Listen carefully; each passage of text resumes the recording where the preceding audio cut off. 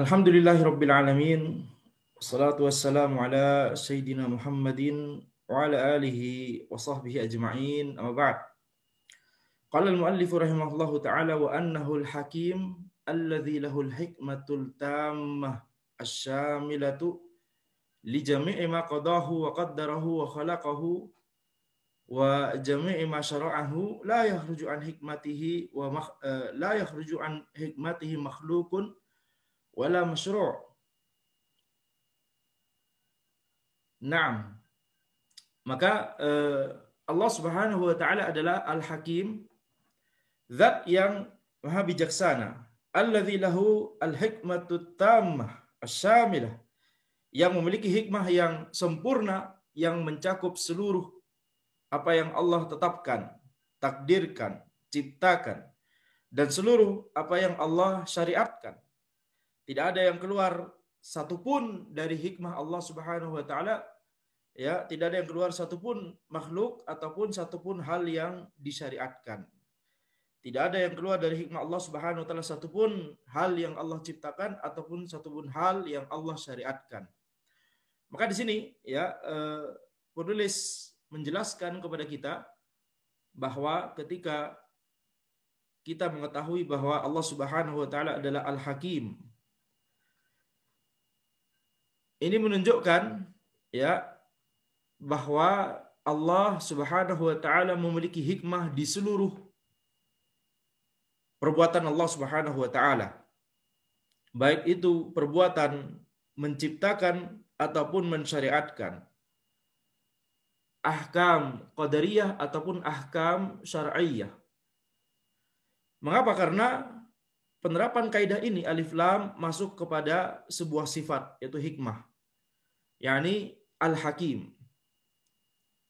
Maka kata Al-Hakim mengandung sifat hikmah, sehingga masuknya alif lam di sini ya memberikan makna umum. Dan yang dimaksud umum berarti Allah memiliki hikmah di seluruh apa yang Allah ciptakan, tetapkan, dan syariatkan.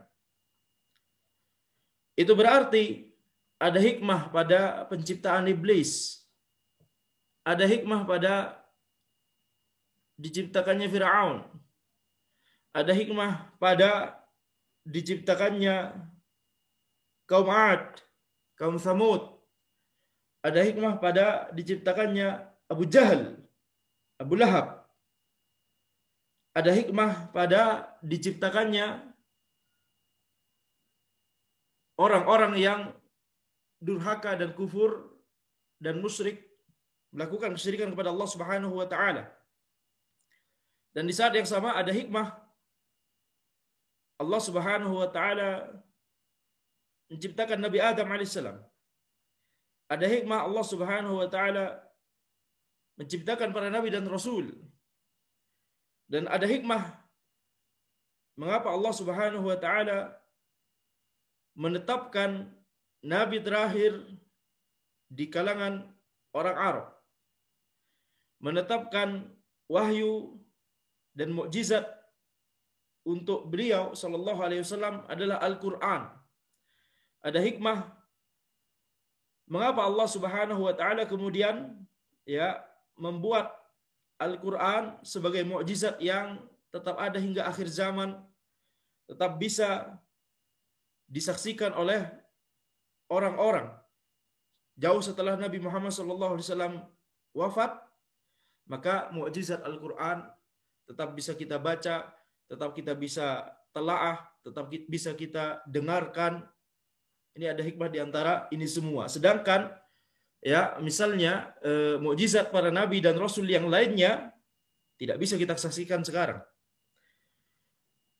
Dan kitab suci untuk para nabi dan rasul yang lainnya sudah tidak lagi asli hingga sekarang. Akan tapi Al-Quran masih terjaga keasliannya. Ini semua ada hikmah di dalamnya.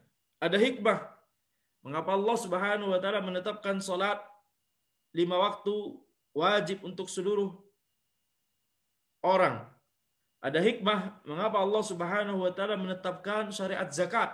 Ada hikmah mengapa Allah Subhanahu wa taala menetapkan disyariatkannya berpuasa setiap bulan Ramadan. Ada hikmah mengapa Allah Subhanahu wa taala mensyariatkan ibadah haji dan umrah dan ibadah-ibadah lainnya. Ada hikmah mengapa Allah Subhanahu wa taala menetapkan haramnya riba. Ada hikmah mengapa Allah Subhanahu wa taala menetapkan haramnya zina.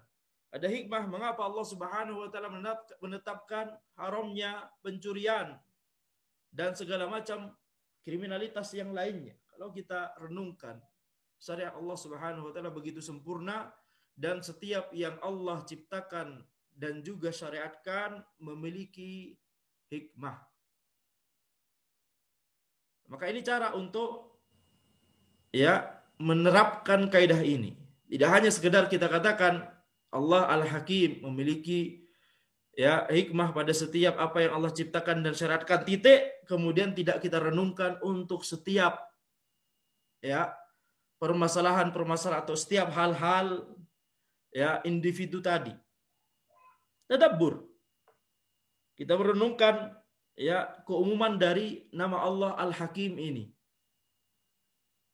Kita merenungkan kandungan dari nama Allah Al-Hakim ini. Dengan adanya kaidah ini membuat kita, memudahkan kita biiznillah untuk lebih bisa mentadabburi makna dari nama Allah ini, Al-Hakim.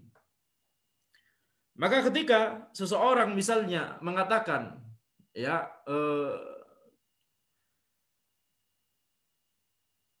kalau misalnya Anda tidak tahu hukumnya, Anda tidak masalah dapat uzur bil jahl, uzur karena kejahilan. Kalau gitu lebih baik Anda nggak perlu belajar. Maka ini berarti dia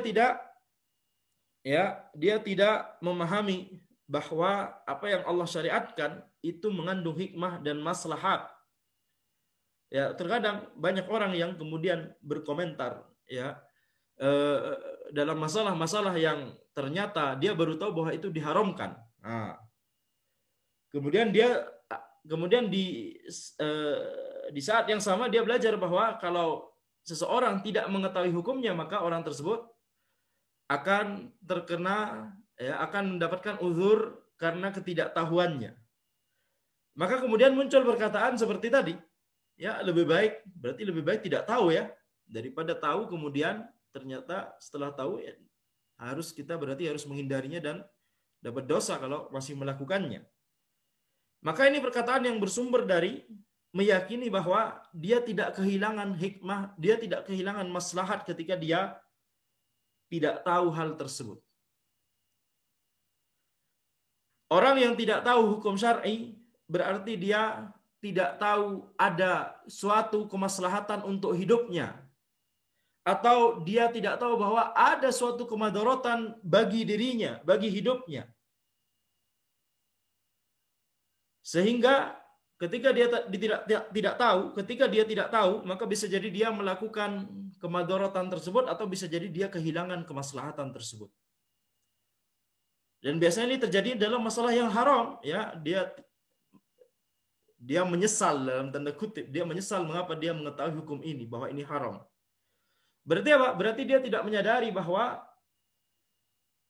sesuatu tersebut memberikan kemadaratan bagi dia.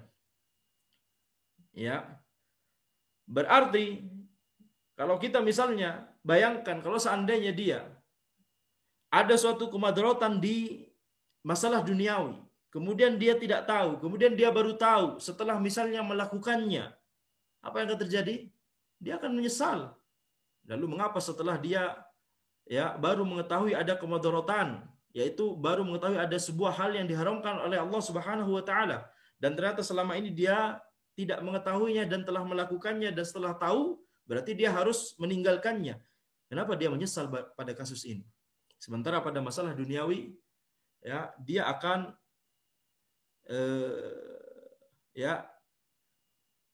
bersemangat. Dia akan senang ketika dia akhirnya mengetahui, ini berbahaya, harus kita tinggalkan.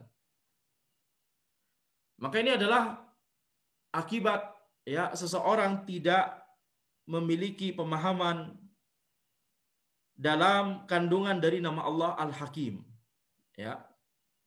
Jadi pemahaman kita terhadap nama dan sifat Allah Subhanahu wa taala akan memberikan dampak besar pada akidah kita, perbuatan kita, sikap kita, manhaj kita dalam beragama. Nah, itu contohnya tadi.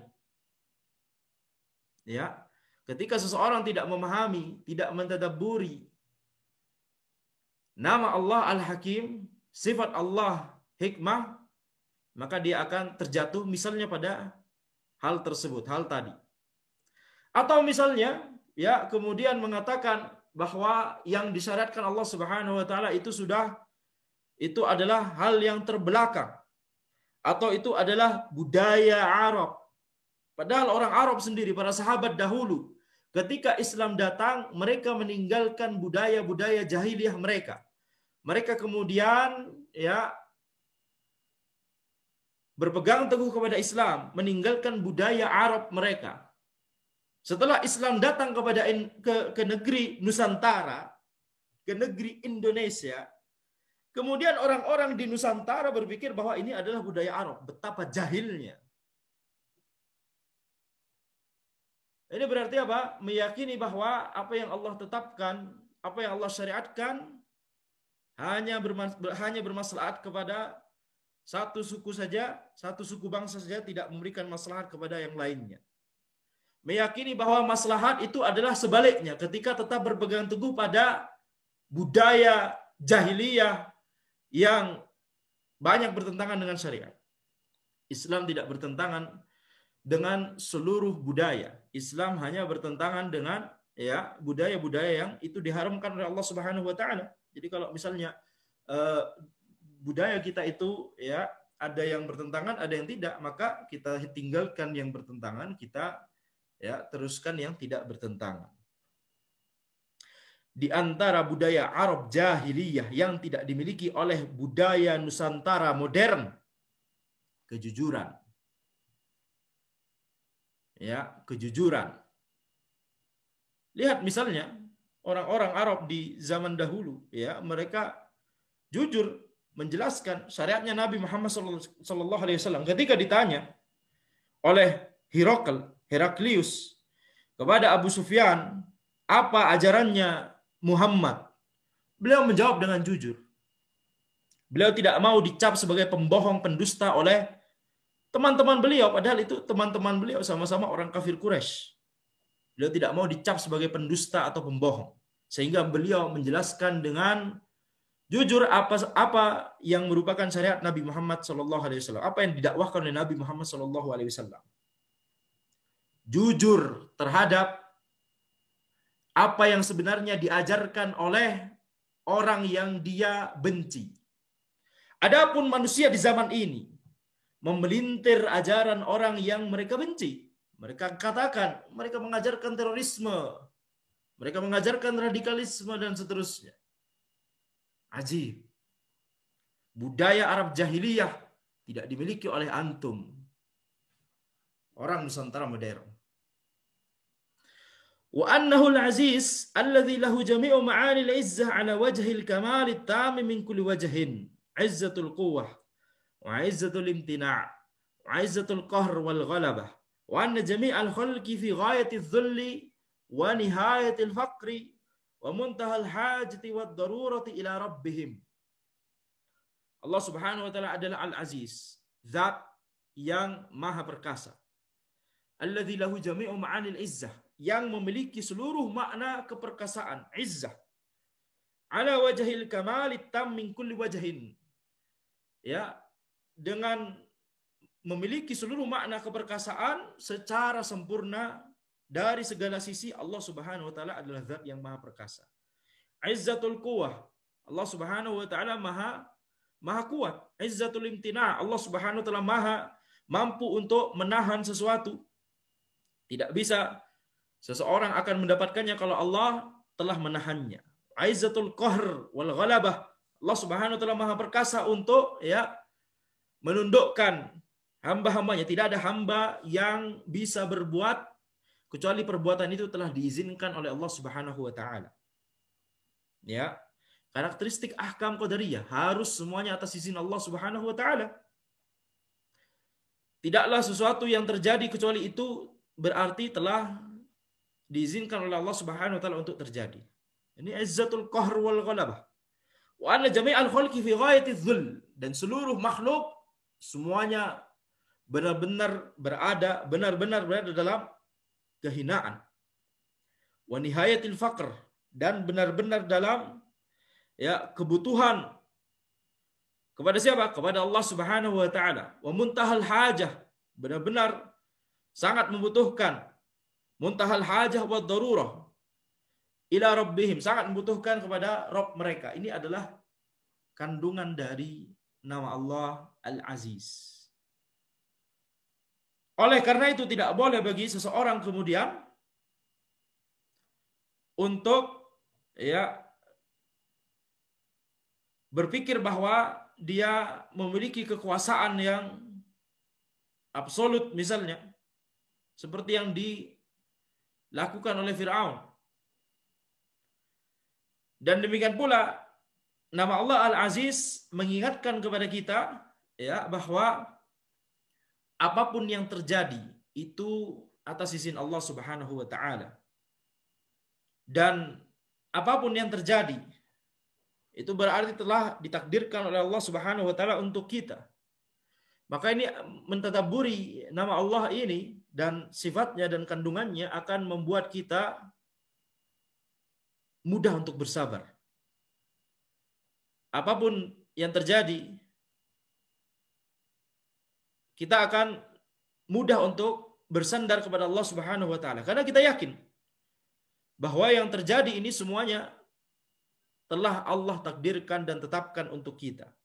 Dengan hikmah, kembali lagi ke nama Allah sebelumnya, dengan hikmah. Setiap yang terjadi itu pasti ada hikmahnya. Tidak ada keburukan yang murni. Pasti ada hikmahnya. Maka ini adalah di antara kandungan dari nama Allah ini. Maka ini menunjukkan akan memberikan athar, akan memberikan pengaruh.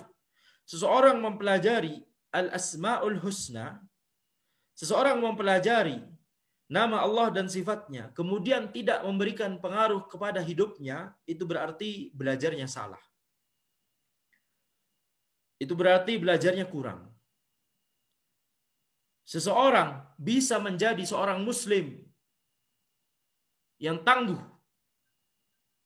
seorang muslim yang benar-benar bertauhid kepada Allah Subhanahu wa taala, seorang muslim yang benar-benar bersandar kepada Allah Subhanahu wa taala, seorang muslim yang benar-benar bersabar dan tidak mudah untuk tenggelam dalam syahwat dan syubhat. Ini adalah sifat-sifat yang dimiliki oleh para nabi dan para sahabat mereka. Dari mana mereka mendapatkannya? Dari pemahaman mereka terhadap nama dan sifat Allah Subhanahu wa taala. Maka itulah mengapa para ulama menyebutkan ini adalah ilmu yang paling penting. Ketika seseorang misalnya hanya mempelajari masalah fikih saja dan seterusnya, tanpa memiliki pemahaman yang mendalam tentang nama dan sifat Allah, tentang tauhid, tentang akidah secara umum, maka bisa jadi dia akan terjerumus ke dalam kesalahan-kesalahan dalam mempraktekkan fikihnya tersebut. Bisa jadi dia mentarjih pendapat sesuai hawa nafsunya, yang itu tidak akan bisa terjadi, tidak akan dilakukan oleh orang yang memahami bahwa Allah adalah Al-Alim, Al-Khabir, zat yang maha mengetahui keadaan dirinya. Ketika seseorang tidak memiliki pemahaman yang benar tentang akidah, pemahaman yang benar tentang nama dan sifat Allah, tetapi kemudian dia hanya mempelajari fikihnya misalnya, maka bisa jadi dia akan berfatwa sesuai dengan pesanan. Dia tidak takut kepada Allah Subhanahu wa taala. Maka sifat-sifat yang baik dari para generasi terdahulu Itu semua bersumber dari pemahaman mereka terhadap nama dan sifat Allah Subhanahu wa taala. Tadabbur mereka terhadap nama dan sifat Allah Subhanahu wa taala. Maka itu mengapa tadi kita katakan orang yang mempelajari nama dan sifat Allah Subhanahu wa taala kemudian tidak terlihat asarnya, pengaruhnya pada kehidupannya, maka belajarnya ada yang salah. Wa annahu rahim alladzi lahu jami'u ma'anir rahmah.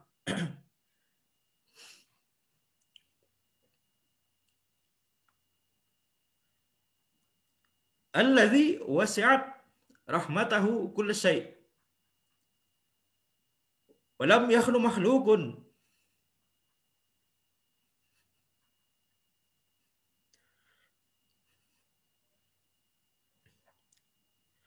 Walam yakhlu makhlukun min ihsanihi tarfat ainin wa wasalat rahmatuhu haitsu wasala ilmuhu rabbana wasi'ta kulla syai'in rahmatan wa ilma. Allah Subhanahu wa taala adalah Ar-Rahim, zat yang maha merahmati. Alladzi lahu jami'u ma'anir rahmah, yang Allah memiliki seluruh makna dari rahmah. Alladzi wasi'at rahmatuhu kulla syai', yang rahmatnya mencakup seluruh segala sesuatu yang ada di alam semesta. Tidak ada satupun makhluk yang tidak mendapatkan rahmat dari Allah Subhanahu wa taala. Maka siapa kita? Tidak ada ya yang bisa disombongkan. Semuanya adalah dari rahmat Allah Subhanahu wa ta'ala.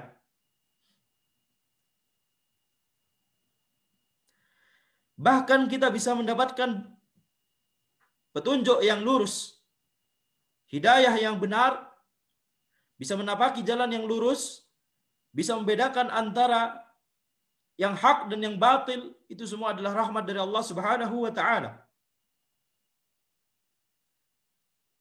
Walam yakhlu makhlukun min ihsanihi tarfat ain. Tidak ada makhluk yang tidak mendapatkan ihsan ya dari Allah Subhanahu wa taala, tidak mendapatkan rahmat, karunia, rizki. Itu yang dimaksud dengan ihsan di sini.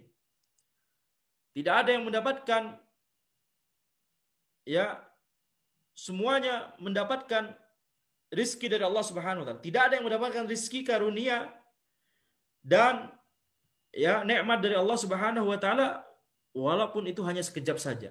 Intinya apa? Semua mendapatkan rizki, nikmat, karunia dari Allah Subhanahu wa taala di setiap waktunya. Wa wasalat rahmatuhu haitsu wasala ilmu. Maka rahmat Allah Subhanahu wa taala mencakup seluruh apa yang dicakup oleh ilmu Allah Subhanahu wa taala. Rabbana wasi'ta kulla syai'in rahmatan wa ilma. Wasi'ta kulla syai'in. Rahmat Allah dan ilmu Allah mencakup segala sesuatu. Ya, maka tidak ada yang bisa disombongkan dari diri kita. Sebagian orang berbangga-bangga diri ketika orang tersebut diberikan petunjuk oleh Allah Subhanahu wa taala, kemudian dia menyombongkan hidayah tersebut di hadapan makhluk Allah Subhanahu wa taala. Merasa yang paling berilmu, merasa yang paling saleh, merasa yang paling bertakwa. Ini adalah al-jahl. Sebagian orang menyombongkan dirinya dengan kekayaannya, jabatannya, popularitasnya. Maka ini juga adalah al-jahl. Dia tidak menyadari bahwa semua itu adalah rahmat dari Allah Subhanahu wa taala. Maka ketika seseorang merenungkan, ya, ketika seseorang merenungkan bahwa semua yang kita miliki itu adalah rahmat dari Allah Subhanahu wa taala, karunia dan rezeki dari Allah Subhanahu wa taala, maka kita akan menyadari betapa buruknya kekufuran. Betapa buruknya kekufuran. Hanya dengan engkau menyadari bahwa semua yang kita miliki ini adalah rahmat dan karunia dari Allah Subhanahu wa taala, engkau akan menyadari buruknya kekufuran, buruknya kesyirikan. Sungguh beradab orang yang kufur kepada Allah Subhanahu wa taala sementara dia hidup dari rahmat Allah Subhanahu wa taala. Maka mentadabburi nama dan sifat Allah ini Ar-Rahim dan juga Ar-Rahman akan membentengi kita dari pemikiran orang-orang liberal. Ya, orang muslim dan orang kafir itu sama saja, kata mereka. Bahkan tidak boleh kita mengatakan ada kata kafir, tidak boleh. Itu kata mereka. Maka ini menunjukkan ya hanya sekedar mentadabburi nama Allah Ar-Rahim. Kalau tadabburnya benar, akan menyelamatkan kita dari berbagai syubhat dan syahwat. Betapa beradabnya seseorang ketika dia bermaksiat dengan sesuatu yang Allah berikan kepada dia. Dia bermaksiat dengan badannya, dia bermaksiat dengan matanya, dia bermaksiat dengan tangannya, dia bermaksiat dengan lidahnya, dia bermaksiat dengan hartanya.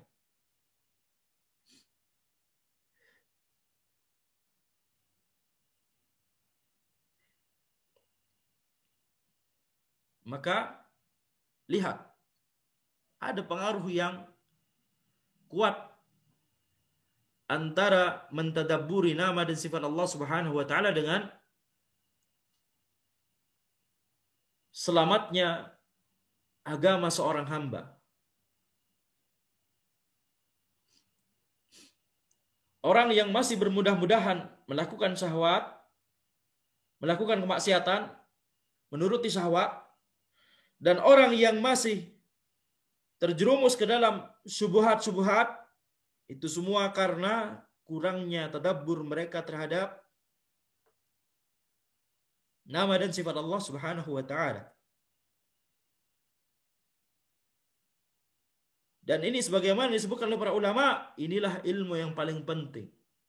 Engkau mengetahui tentang Allah Subhanahu wa taala. Kita semua belajar ilmu syar'i ini adalah supaya kita bisa mengetahui tentang Allah Subhanahu wa taala.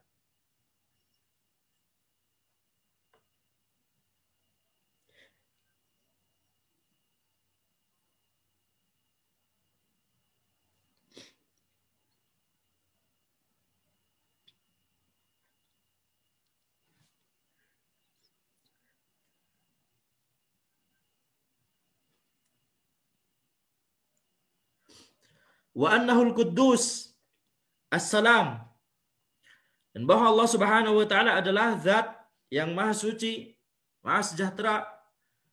Salam, as-salam juga bisa bermakna ya tidak memiliki kecacatan, mirip dengan makna maha suci, yakni suci dari seluruh kecacatan dan kelemahan. Al-mu'azzam, al-munazza' an kulli aibin wa afatin wa naqsin. Ini sedang menjelaskan makna dari Al-Quddusus Salam. Zat yang maha ya agung, yang disucikan dari seluruh aib dan afah kecacatan dan naqs kekurangan. Wa an mumatsalati ahad wa an ayyakuna lahu niddun min khalqih. Suci dari ya adanya yang semisal dengannya dan adanya sekutu dari makhluknya. Maka ini adalah makna dari Al-Quddusus Salam. Allah Subhanahu wa taala adalah zat yang maha sempurna. Zat yang maha sempurna. Tidak ada kecacatan, kelemahan yang ada pada Allah Subhanahu wa taala. Seluruh sifat Allah itu sempurna. Maka itu berarti ya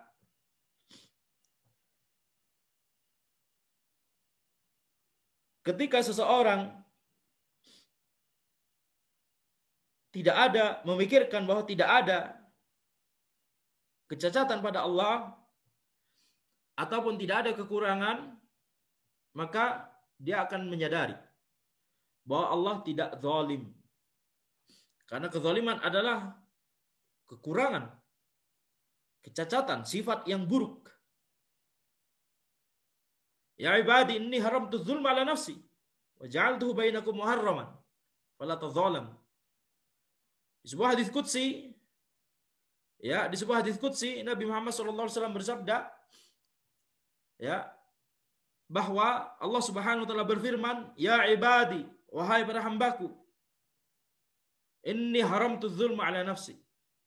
Sungguhnya aku telah mengharamkan kezaliman pada diriku dan telah menjadikan kezaliman tersebut haram di antara kalian. Fala tadzalamu, maka janganlah kalian berbuat zalim satu sama lain. Maka memikirkan bahwa Allah adalah Al-Quddusus Salam membuat kita memahami bahwa tidak ada, ya, kezaliman, tidak ada, ya, satupun makhluknya yang dizalimi oleh Allah Subhanahu wa taala. Ketika seseorang masuk neraka, ketika orang kafir masuk neraka, itu karena keadilan Allah Subhanahu wa taala. Ketika kita memikirkan Al-Quddusus Salam, maka kita juga kemudian akan mengambil faidah, memahami bahwa Allah Subhanahu wa taala adalah satu-satunya zat yang berhak untuk diibadahi. Kenapa? Karena selain Allah Subhanahu wa taala pasti memiliki kecacatan, kelemahan. Maka merupakan kriminalitas yang besar ketika menyamakan Allah Subhanahu wa taala dengan salah satu dari makhluknya. Sebuah kriminalitas yang besar, jerimah, ketika seseorang menyekutukan Allah Subhanahu wa taala. Bagaimana mungkin dia menyekutukan seseorang atau sesuatu yang penuh cacat dengan Al-Quddusus Salam? Tidak mungkin itu terjadi. Mengatakan Allah adalah satu di antara yang tiga, digabungkan dengan dua lainnya yang merupakan makhluk yang penuh dengan kekurangan dan kecacatan dan kelemahan. Naam, Nabi Isa alaihissalam adalah nabi. Naam, Maryam adalah orang soleh, solehah. Tetapi mereka adalah makhluk yang tetap saja memiliki kelemahan dan kecacatan sebagai makhluk. Yani, sebagai nabi, naam, memiliki kemuliaan yang besar. Tetapi sebagai makhluk, konteksnya sebagai makhluk, maka tidak boleh disejajarkan kepada atau dengan Allah Subhanahu wa taala. Maka kesyirikan yang dilakukan oleh mereka adalah, ya, berarti mereka menyamakan Allah dengan seorang nabi dan dengan seorang soleh, dengan seorang yang soleh, yakni solehah, yakni Maryam. Maka ini tidak akan terjadi ketika seorang memikirkan, ya, faidah ini atau memikirkan nama Allah ini Al-Quddusus Salam. Maka ini semua, ya, adalah contoh tadabbur, contoh penerapan kaidah ini kepada nama-nama Allah dan sifat-sifat Allah. Ya, oleh karena itu setelah kita mempelajari hal ini, ya, wajib bagi kita untuk mulai mentadabburi kandungan dari nama dan sifat Allah Subhanahu wa taala kepada setiap masalah-masalah individu yang itu real. Jangan hanya tataran teoritis saja. Allah Subhanahu wa taala Al-Quddusus Salam, berarti Allah tidak memiliki kecacatan dan kelemahan sama sekali. Titik. Kemudian tidak diterapkan pada, ya, afrod, pada satu persatu, ya, maknanya atau kandungannya. Maka ini adalah contoh dari tadabbur, mentadabburi, ya, kaidah ini kepada nama Allah Subhanahu wa taala dan sifat-sifatnya yang sempurna. Wa hakadha baqiyatul asmaul husna, baqiyatul asmaul husna. i'tabirha bihadhil qa'idah al-jalilah yanfatihu laka babun azimun min abwabi ma'rifatillah. Lihat. Ya, demikian pula nama-nama Allah al-asmaul husna yang lainnya, i'tabirha. Ambillah ibrah darinya. Ya, ambillah ibrah darinya dengan kaidah yang agung ini, maka akan terbuka untukmu pintu yang agung, pintu yang mulia dari pintu-pintu ma'rifatullah, mengetahui tentang Allah. Bal aslu ma'rifatillahi ta'ala ma'rifatu ma tahtawi alaihi asma'uhu al-husna minal ma'ani al-azimah. Bahkan kunci pokok untuk mengetahui tentang Allah Subhanahu wa taala adalah mengetahui apa yang dicakup oleh nama-namanya yang sempurna, ya, kandungan-kandungan dan makna-makna yang agung dan mulia di situ, ya, itulah kunci utama untuk mengetahui tentang ma'rifatullah. Biasa bima yaqdiru alaihi al-'abdu. Ya, tergantung sesuai dengan kemampuan hamba tersebut. Wa illa fala yablughu ilmu ahadin minal khalqi wala yuhsi ahadun thana'a alaihi bal huwa kama athna ala nafsihi wa fawqa ma yuthni alaihi ibadu. Ya, akan tapi hakikatnya sebenarnya tidak ada ilmu seorang pun yang bisa mencapai ma'rifatullah secara sempurna. Dan tidak ada yang bisa memuji Allah sesuai dengan haknya. Akan tapi Allah Subhanahu wa taala adalah sebagaimana yang Allah puji untuk dirinya sendiri, dan ya, dan itu di atas seluruh pujian-pujian yang dilakukan oleh para hambanya. Wa min dzalika qauluhu ta'ala wa ta'awanu 'alal birri wat taqwa wa la ta'awanu 'alal itsmi wal 'udwan. Di antara contoh penerapan kaidah ini, alif lam masuk pada sifat atau ism jins bermakna umum, ya, adalah firman Allah Subhanahu wa taala wa ta'awanu 'alal birri wat taqwa, saling tolong-menolong dalam, ya, al-bir dan at-taqwa, dan jangan saling tolong-menolong dalam al-itsm dan al-'udwan. Kemudian di sini kemudian dijelaskan apa yang dimaksud al-bir, apa yang disebut, apa yang dimaksud at-taqwa, apa yang dimaksud dengan al-itsm, al-'udwan. Ini semua adalah kata-kata yang diawali dengan al, kemasukan al. Fal birru yashmalu jami'an wa'il birri wal khair. Maka al-bir itu mencakup seluruh bentuk kebaikan. Wa tashmalu taqwa jami'a ma yajibu ittiqa'uhu min anwa'il ma'asi wal muharramat. Adapun takwa itu mencakup seluruh apa yang harus kita hindari, yaitu kemaksiatan dan keharaman. Maka albir itu berarti mencakup seluruh kebaikan dan seluruh perintah yang Allah perintahkan untuk kita. At-taqwa mencakup seluruh kemaksiatan dan seluruh keharaman yang harus kita hindari. Ya, albir dan at-taqwa memiliki makna yang berbeda ketika mereka digabungkan dalam satu konteks. Kemudian al-itsm wal itsmu ismun jami'un likulli ma yu'thim atau yu'athim wa yuqi'u fil ma'siyah, kama annal udwan ismun jami'un yadkhulu fihi ta'addi 'ala nasi fil dima'i wal amwali wal a'rad. Sedangkan dosa, itsm, ya, itu adalah sebuah kata yang mencakup seluruh apa yang, ya, membuat seseorang berdosa dan menjatuhkannya ke dalam maksiat. Sedangkan al-udwan itu adalah sebuah kata yang umum yang mencakup seluruh perbuatan melanggar hak orang lain. Seperti misalnya pelanggaran dalam masalah, ya, dima, darah, harta dan kehormatan. Maka kalau digabungkan maka itsm yang yang bukan merupakan bentuk melanggar hak orang lain, sedangkan udwan adalah kemaksiatan yang merupakan bentuk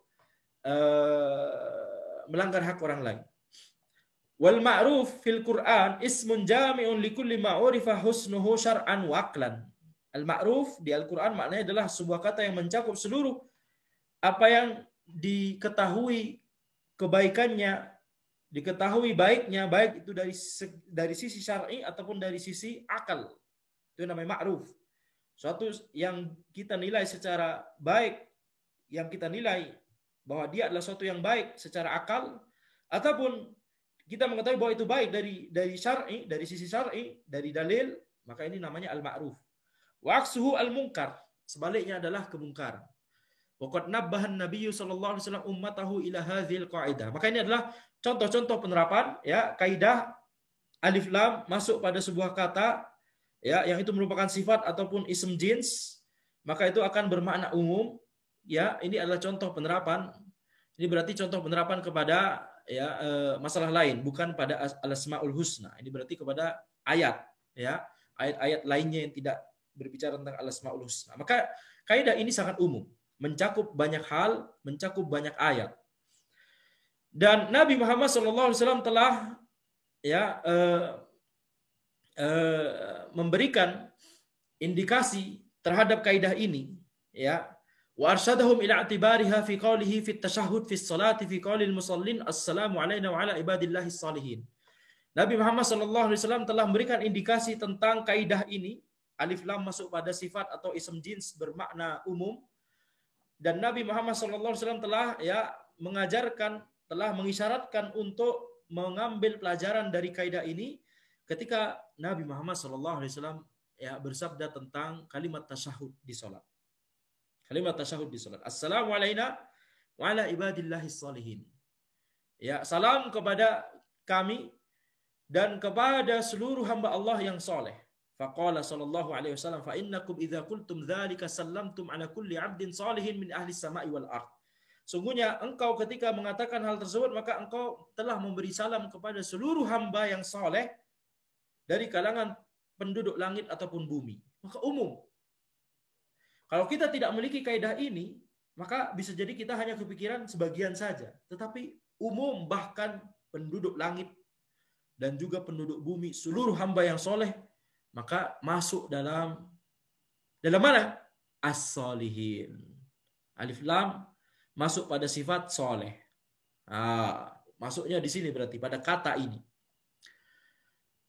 Wa amthilatuha fil Qur'ani katsirah jiddan. Maka contoh-contoh penerapan kaidah ini di Al-Qur'an itu banyak sekali. Khulasatu hadzal qaidah, ringkasan dari kaidah ini, intisari kaidah ini, annal mufrad al-muhalla bi al ya'um. Bahwa sebuah kata mufrad, kata tunggal yang kemasukan al itu bermakna umum. Sawa'un dakhala ala wasfin aw dakhala ala ismi jinsin. Baik masuk pada sifat ataupun pada ism jins. Thumma 'ada al-muallif rahimahullah wastatrada fi asma'illahi ta'ala. Kemudian penulis kembali membahas tentang nama Allah Subhanahu wa taala, menerapkan kaidah ini kepada nama-nama Allah Subhanahu wa taala. Wa anna al fiha lil istighraq. Dan bahwa al di nama Allah itu untuk memberikan faedah bahwa ini maknanya umum. Famathalan as-sami' listighraqi kulli ma yumkinu min sam'in. Misalnya nama Allah as-sami', zat yang maha mendengar, untuk mencakup seluruh apa yang ya seluruh suara yang ada dalam semesta Allah mendengarnya. Walihada ma min masmu'in illa wa yasma'uhu Allah azza wajalla. Oleh karena itu tidak ada satupun suara kecuali Allah Subhanahu wa taala mendengarnya. Al-Basir, zat yang maha melihat, listighraqi kulli ma yumkinu min basarin.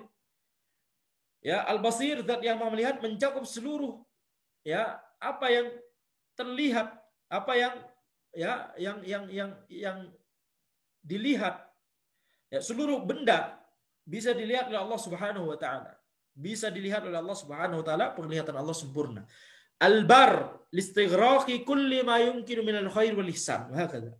Ya, Al-Bar, maka untuk mencakup seluruh kebaikan dan ihsan, perbuatan baik.